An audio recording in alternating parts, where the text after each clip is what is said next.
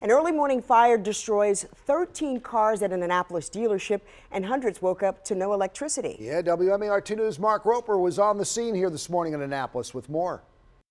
Officials aren't sure what caused this fire, but when firefighters got here, they found down power lines and several cars in flames. Neighbors awoke to the sights and sounds of crews fighting huge flames throughout the car lot. We saw the smoke building up high, and the car sitting on fire. The wire came to hit the other car, and of course, the combustion takes place and the heat.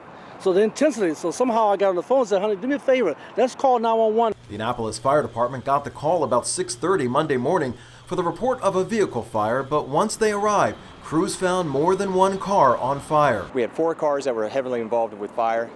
We also had electrical wires down draping on some of those cars. Our crews quickly realized that the lines were still energized and were able to pull back. 13 burned out vehicles are no longer for sale at the Annapolis Car Center dealership on West Street in Annapolis.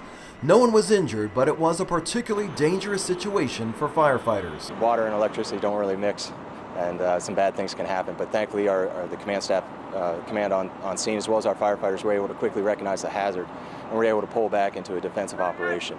Once power was shut down, crews were able to go back and fight the fire. Hundreds in the area started their Monday morning without electricity, prompting a nearby charter school, the Monarch Academy, to close its doors for the day. A spokesperson with BGE says crews worked to restore power to customers throughout the morning. Meanwhile, the sound of car alarms and thick smoke filled the air as firefighters took axes and power saws to these vehicles to check for fuel leaks. We're trying to make sure that all the fire is out and that there are no more hot spots, so we don't have any flare-ups coming later in the day. Whether down power lines caused the fire isn't known, as it's still under investigation. In Annapolis, Mark Roper, WMAR 2 News.